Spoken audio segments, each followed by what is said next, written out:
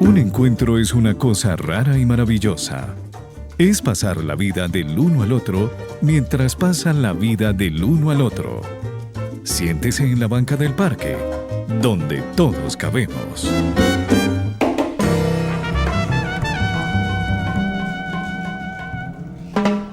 Las historias de vida nos marcan, nuestras o no nuestras. A veces nos dicen que miremos a otros como un espejo.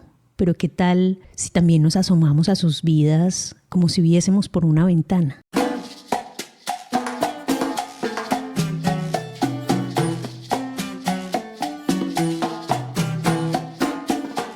Hoy tenemos una invitada que nos cuenta su vida en Historias de Vida aquí en Banca del Parque Radio. Ella es editora y autora de publicaciones educativas, defensora de derechos humanos y coordinadora general de Migrantes 33, Asociación de Apoyo a Personas Migrantes en México. Ha sido parte de procesos colectivos como Numeral, Yo Soy 123, Me Muevo por Colombia y el Nodo México de la CEV. Estudió arqueología en la Escuela Nacional de Antropología e Historia en México. Hija de Isidro A. Merchán, fundador y militante del movimiento 19 de abril M19. Ella es Yarima Merchán Rojas. Yarima, gracias por sentarte en esta banca con nosotros. Bien llegada. ¿Cómo estás? ¿Cómo están todos y todas? Muchas gracias por la invitación. Soy colombiana, pero también soy mexicana. Ya después de tanta vida aquí, como decían algunos, que uno no nace en México, pero México nace en uno. México ya nació en mí y eso ya es una cosa muy afectiva que tengo, pero soy mexicana también, soy colombo-mexicana. Mil gracias por la invitación. Eres defensora de derechos humanos, Yarima. Sí, ha sido como un tema que desde hace 10 años he estado acompañando. Pues digamos que empezó porque soy migrante y porque de todas formas uno desarrolla una empatía distinta a partir de cualquier migración, ¿no? Porque entiende un poco las dificultades que tiene llegar a otro lugar, que en un principio uno se define como de otro lado, justamente como ese otro, que uno mismo también marca a veces las diferencias. Es como chistoso que cuando llega ahora yo que veo colombianidades llegar, yo tengo como mis propios parámetros que digo, bueno, de 1 a 3 años todavía extrañan demasiado y todavía todo lo de Colombia es mejor que lo de acá. Bueno, hay como unos patrones. Y después pasa otro proceso que es cuando ya empiezan, algo que me da mucha risa a mí, que la gente cuando llega no le gusta el olor a la tortilla, por ejemplo, que es una metáfora real, porque la mixtamalización y el olor es fuerte y es un olor distinto, es como el mole mexicano, que al colombiana que llega cuando lo prueba dice, ¿qué es esto? Porque rompe todo lo aprendido en cuanto a sabores, olores. Y así pasa con las tortillas, como que hay una etapa en que en general los extranjeros aquí en México no les gusta el olor y pasas de eso a los 3, 4 años que ya te haces el taquito solo de tortilla con un poquito de limón y 3 gotas de sal y eso ya es una comidaza, ¿no? Entonces creo que eso es lo que pasa con cuando uno llega. Y sí, en general, pues la vida también de las personas colombianas en México puede ser sencilla y no, porque México es un país muy complicado, que tiene también unos índices de violencia y de dificultades, pues como Colombia, que nos ha enfrentado a tener que resolver problemáticas como personas colombianas aquí, que pues solo vivimos y experimentamos y reconocemos nosotros desde pues la empatía de ser de allá, de ser migrantes, de entender lo que pasa aquí. Y por ahí fue como mi entrada al mundo de los derechos humanos y de acompañar y de atender casos y de pues vincularme como a estos apoyos y redes de apoyos, crear redes de apoyo, juntarme con otras amigas colombianas que llevan aquí también muchos años y que pues ya somos como unas colectividades que sí atendemos, que estamos alerta cuando pasa algún caso grave, que pues resolvemos, ¿no? Entonces así fue como un poquito como empezó el tema del trabajo en cuanto a derechos humanos.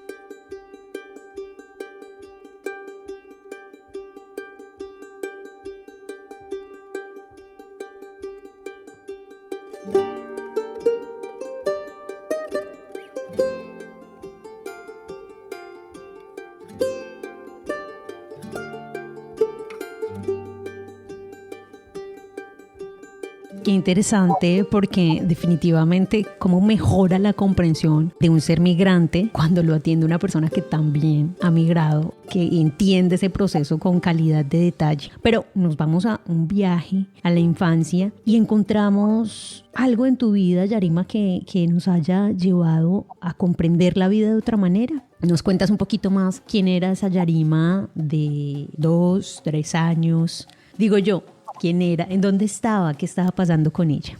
Pues fíjate que uno de los temas un poco que también me ha dado la distancia y estar fuera de Colombia es que en la paz que me brindó a mí México, pues yo me vine de una Colombia en los 90 que estaba muy conflictuada, que pues mi historia familiar, mis padres eran militantes del M-19 desde los 70. Uno no alcanza a darse cuenta ya de la carga de violencia y de dificultades que tiene cualquier persona normal, ¿no? O sea, porque también a veces aquí uno se reúne con otras personas colombianas y pues alrededor de temas de memoria, de víctimas y todo, dicen, no, yo he tenido una vida buena, no sé qué, ¿no? Pero ya en la perspectiva que da México dices, no, venimos de un país supremamente difícil, que todos traemos muchas heridas, cicatrices, que a veces se ven, por ejemplo, en modos de vivir, en formas de actuar. Yo digo que la gente cuando llega de Colombia viene a veces un poco agresiva, un poco acelerada, un poco de todo, pero se nota que vienen de un país que no les toca fácil, ¿no? Que traen a veces, por ejemplo, en la política, mucha violencia, muchas maneras que uno aquí ya ve innecesarias, pero también acelerados con el tiempo, con las madrugadas. Es una población que no sabe parar, descansar, tomarse tiempos, disfrutar. O sea, hay muchos patrones que ya ves, ¿no? Y seguramente yo cuando llegué los traía, pero solamente que no los veía, ¿no? Entonces, pues sí, tiene que ver mucho con la historia de pues mis papás, que pues eso marca, porque no es lo mismo quizás nacer en una familia que está tranquila. Mis papás son de origen campesino, mi papá fue parte de la NAPO, de la M19, de Golconda, del Teatro La Mama, como pues esta historia un poco común, común para quienes estuvimos en esa parte. Y lo que pasaba con nuestras infancias, ahora que también lo he charlado un poco más con amigas también hijas del M, pues es que nunca estuvimos tranquilas, que había como una cosa de una niñez en la que de repente yo sentía que algo estaba mal en mí, porque por algo nos perseguían, por algo yo no iba al colegio, por algo y lo pones en ti porque en dónde más, ¿no? Es como mis papás cuando yo nací en abril del 80, que justamente mi papá había sido capturado un año antes y pues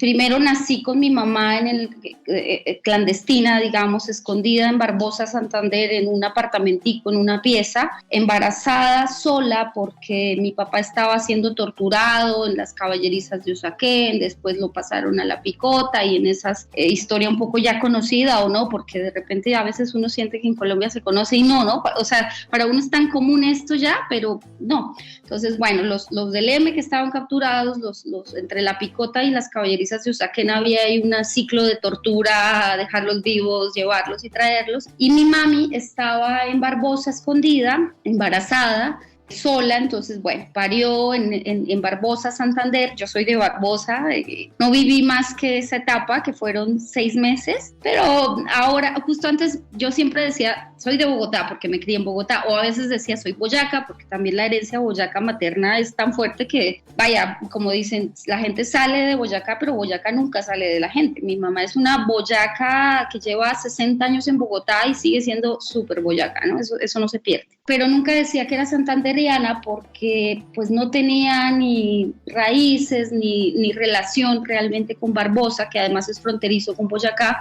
pero ahora lo cuento porque me parece simpático que yo haya nacido en Barbosa. Digo, bueno, pues sí. El otro día conocí aquí en el consulado un muchacho de Barbosa y se emocionó tanto de conocer otra compatriota. Yo decía, bueno, yo no tengo nada que decirle de Barbosa. Lo conocí a los 15 y recorrí el pueblo y me pareció lindísimo porque hacen bocadillo, huele a guayaba. O sea, sí hay como cosas muy bonitas de ese lugar, pero bueno, no es un lugar que yo conozca a profundidad. Pero entonces nací un 26 de abril, que justamente esos días estaba la toma de la embajada en Bogotá, que estaba la toma de la embajada donde militantes del M-19 pues estaban negociando con este grupo diplomático a ver cómo se paraban las torturas de las personas que estaban presas. Entonces, justo en ese contexto, cuando estaban viajando a Cuba y demás, mi mamá parió y pues estuvo muy sola, fueron como 4 meses de mucha soledad de una mujer militante, que además ella no fue militante por convicción, sino que se casó y ya de repente,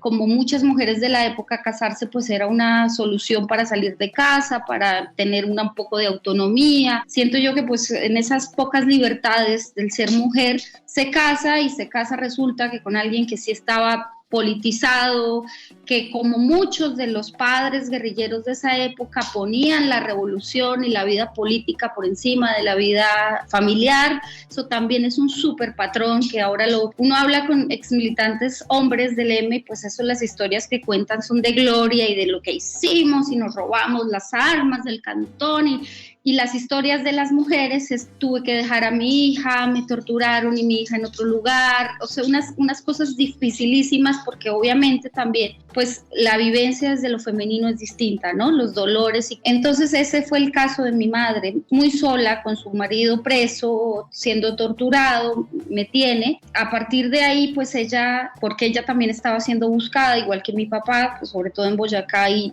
Cundinamarca, que era como un poco la zona donde vivíamos, ella me manda a donde mi abuelita con unos, en ese momento era un sacerdote que era un poco aliado de los temas de la revolución, y su pareja que eran pues muy cercanos también a Golconda, al ELN. Bueno, me manda con ellos. La historia es que pues ellos fueron y me recogieron, y mi mamá dice que me envolvió en una manta de lino blanco y me mandó para Boyacá con mi abuelita. Entonces yo llego a los 6 meses con mi abuelita. Mi abuela, una mujer campesina que tenía varios hijos, que pues más o menos vivían bien, tenían una casa grande de estas antiguas boyacenses, y vivo ahí de los 6 meses a los casi 2 años, que fue cuando se firmó la amnistía de Turbay, mentiras, que salieron los presos del M. Mi mamá se había quedado en Bogotá pues para acompañar a mi papá. Mi mamá también estuvo presa, un poco menos quizás en La Picota, pero digo en el Buen Pastor, pero ella sí, digamos que la liberaron porque no hubo pruebas ni nada. Digamos que mi papá era el que tenía todos los cargos de rebelión y todos estos pues más complicados. Entonces ella se quedó pues para visitarlo en Bogotá, y yo vivía mientras tanto con mi abuelita. Entonces bueno, ahí empieza la historia.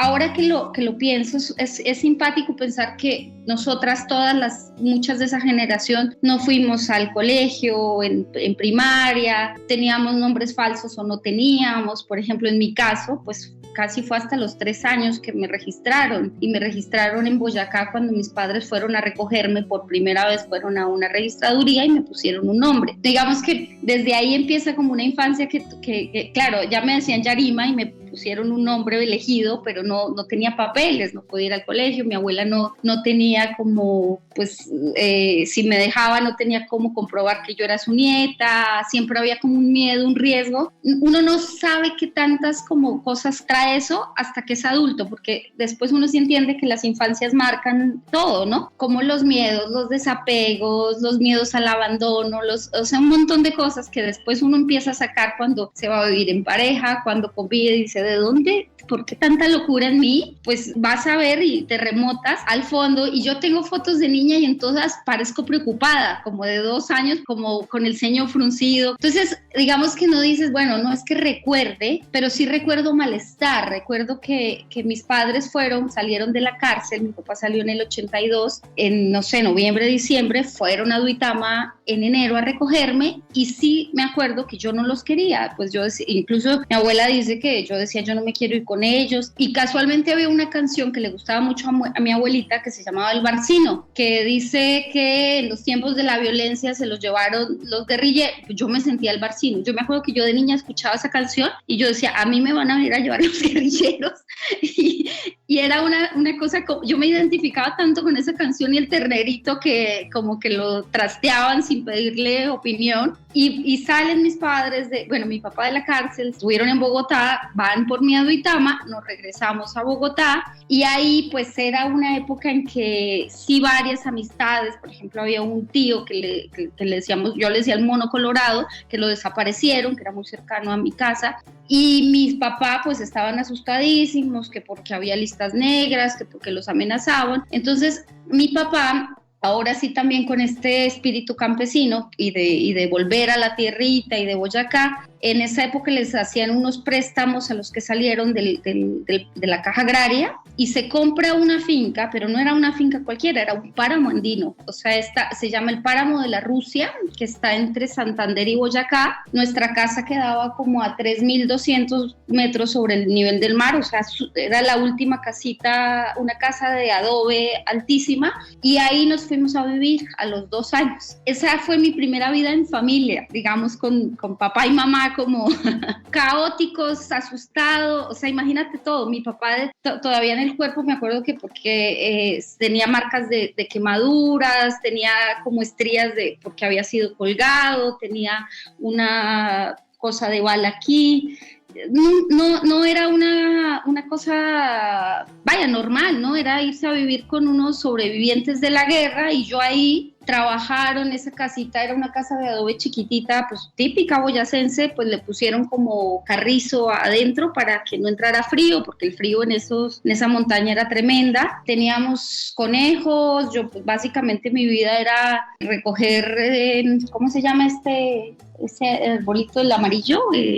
Se me fue, diente de león. Los conejos no comen zanahoria, los conejos comen diente de león, es lo que más les gusta, o hierbita. Entonces yo me levantaba todos los días a recoger diente de león para los conejos, a recoger semillas de pasto, a traer leña. Digamos, uno en el campo tiene tareas definidas, ¿no? Mi mamá prendía el fogón a las 4, 5 de la mañana, porque después venían como campesinos. Teníamos más abajo, sembramos papas, sembramos nabos, sembramos frijol, la arveja, digamos que lo que teníamos 2 vacas, tuvimos un caballo y una yegua, pues vida de campo totalmente. Nosotros éramos campesinos en todo el sentido de la palabra y no había luz, digamos, una vida que ahora yo la contrasto con lo que tengo y digo, bueno, parece como de mi vida paralela, ¿no? Levantarme a las 4 de la mañana, 5 de la mañana, ordeñábamos las 2 vaquitas, empezar a hacer el guarap porque venían campesinos, ir a recoger la leña. Mi papá tenía muchas metáforas súper políticas y eso lo recuerdo mucho, que me decía, bueno, vamos a hacer espionaje con las gallinas, ¿no? Como cosas así. Entonces yo hacía labor de espionaje con las gallinas, que era perseguirlas y ver dónde ponían los huevos, porque en el monte pues se meten por allá y entonces tú puedes hacer espionaje 3 horas o 4 horas hasta que le pillas dónde están los huevos porque los ponen lejos. O por ejemplo también hacíamos labores logístico-militares con los conejos, que los conejitos se meten en cuevas y había que perseguirlos y ponerles fuego para sacarlos al otro lado.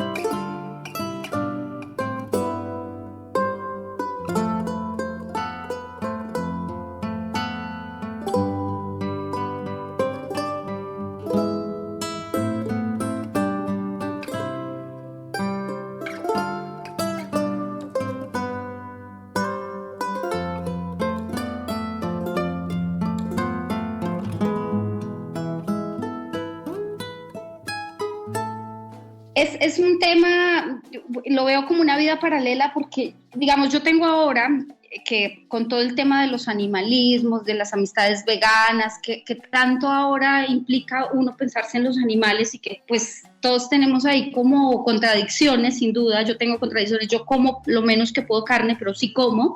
Pero pienso mucho, pues, que yo mataba conejos, que yo mataba gallinas, yo las mataba, ¿no? Y ahora encuentro un poco más de lógica en el pasado, porque yo decía, bueno, es distinto alimentar, criar, cuidar, apegarse y matar. Hay una cosa como realmente un poco más sensible al animalito que cuando uno compra aquí en el súper de granjas donde todos están apilados. Y entonces, éticamente, aunque a veces cuento en mis amigos como fresas, clase medieros, intelectuales mexicanos o no sé qué, y es como, ¡ay, matabas gallinas! O sea, como, uf. Y yo al contrario veo que yo tenía mucha más sensibilidad y con eso que la que tienen quienes compran un taco en la esquina, que no piensan en todos los procesos del taco, ¿no? Para que llegue ahí. Porque efectivamente la vida del campo es muy ruda, pero es muy como real, una perspectiva directa. Entonces, pues desde que, por ejemplo, yo le echaba maíz todos los días a los pollitos y entonces llegaba el gavilán pollero o el águila y se los robaba y yo salía con una escobita y a los 3 años a espantarlos, pues eran metáforas de la vida,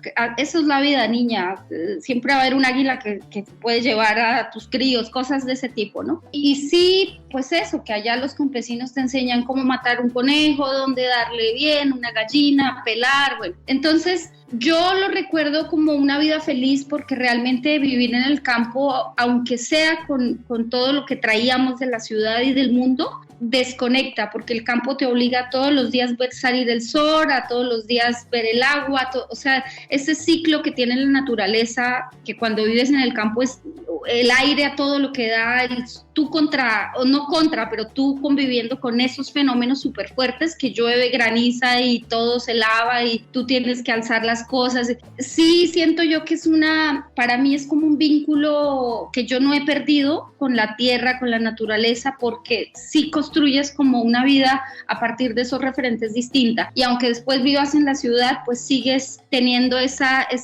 entendimiento de las plantas, de los animales, que claro, uno ya ve, por ejemplo, ahora sembraron aquí un montón de árboles en el Camellón de donde yo vivo en la Ciudad de México y digo, bueno, ¿cómo siembran esos árboles que no son nativos? Que, ¿sabes? Es como cosas que se le quedan a uno. Entonces, esos años yo viví de los 2 a los 5 quizás en el páramo, porque es mi paramito, y pues yo me limpiaba la cola con frailejones, con las hojitas del frailejón cuando iba al baño en el monte, porque pues ahí a veces bajábamos al pueblo a comprar cosas como que papel higiénico, que fósforos, pero bajábamos cada 2 meses y la bajada era además que caminábamos un montón, porque era como 40 minutos, media hora de caminada hasta la carretera que conectaba con Duitama y se llama Santana, la vereda.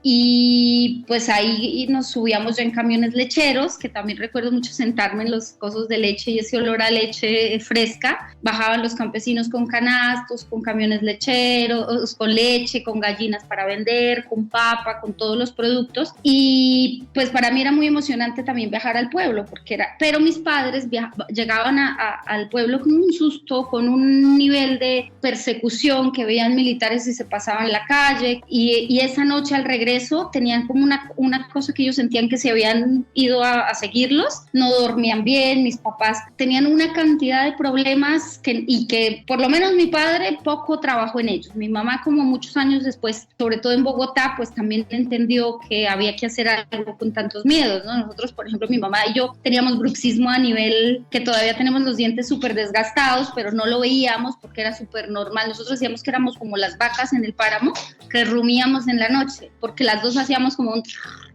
un gatito, pero era el bruxismo tan tremendo. Entonces sí había como muchos temas allá que a mí me hacían, yo recuerdo el páramo con mucha alegría porque fue un lugar porque el campo conecta, independientemente de que vengas dañado de ciudad. Si estás más de un año, porque también es como cuando a veces la gente de ciudad va un día al campo y ¡ay, los mosquitos! ¡Ay, todo! Es como ¡ay, el polvo se me metió! O sea, es como un sufrimiento que uno dice, bueno, les falta campo, porque claro, aquí hay mosquitos, pero ya cuando tú estás más tiempo, si te pican los mosquitos, pues al otro día se hincha y se deshincha y no pasa nada. Pero cuando pasas mucho tiempo, ya realmente conectas. Entonces, claro, yo sí, los tres, pues teníamos una vida campesina que parecía muy bien, porque yo siento que de todas formas ellos algo de paz les dio el vivir en un páramo andino. con respecto a Bogotá, al M, a todo eso que habían vivido,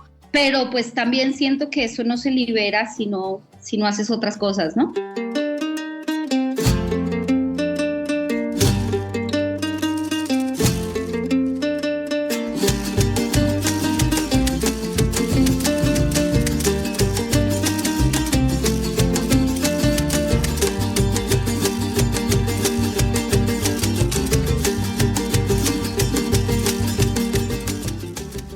Sí, se va sensibilizando uno tanto con uno mismo como con su propia historia o un entendimiento distinto. ¿Cuál es la tarea del día de hoy? Pues la tarea es escribir, es contar, es hacer memoria, creo yo. Siempre, pues a veces yo siento que uno no le pierde la importancia a la vida propia, ¿no? Justamente yo ahora que conozco muchas historias de vida de personas colombianas aquí, por un tema, no lo sé, como cultural, aspiracional, esto que te digo, que no se reconoce que somos gente muy herida, pero también somos gente muy fuerte con muchas cosas. Tú de repente, cuando se puso de moda ahora sí el reconocer víctimas, porque hubo para mí en el tema de La Paz unas cosas bien bonitas y otras súper que no tan bonitas, como era el desfile de las víctimas, ¿no? Como de repente se empezó con algo profundo que era reconocer que nos habían herido y que estábamos en ese lugar de víctimas, porque es reconocer que te pegaron, que te empujaron, que te golpearon, y es valiosísimo porque me hirieron, ¿no? Se metieron conmigo. Y de repente pasar a eso como al salto político de que pasen las víctimas y todos tenemos víctimas. Eso pasó también aquí como en Reflejo de Colombia, pero el cuento es que a veces hay gente que tú llega de Colombia y que tú le dices, oye, y tú cuéntame un poquito y tu vida. No, pues yo súper todo bien. Y empieza a contar cosas. Dices, qué horror, qué duro. Entonces siento yo que es un ejercicio de repaso que todos tenemos que hacer, y para mí esa es la tarea de todo. Y no contarlo en pro de ponerte en ningún lugar que tú no quieras, o al contrario, o de ponerte en un lugar distinto porque a ti te pasó. ¿Por qué no? Pues básicamente en Colombia todo el mundo ha sido víctima y ha pasado cosas difíciles, y esa es una tarea, y no para nada, sino para reconstruirnos el alma, algo así. Muchas gracias por acompañarnos en Banca del Parque Radio, Yarima. Gracias a ti, buen día, tarde, noche. Muchas gracias a ustedes que nos escuchan del otro lado. Recuerden que estamos en iVoox, ya superamos los 7,200 podcasts en estos 11 años de labor, así que los esperamos. Hay temas increíbles y también están las historias de vida para que ustedes no dejen de escucharnos. Recuerden que se pueden conectar con nosotros en www.bancadelparque.com. Yo soy Jacdi López, una voz Banca del Parque Radio.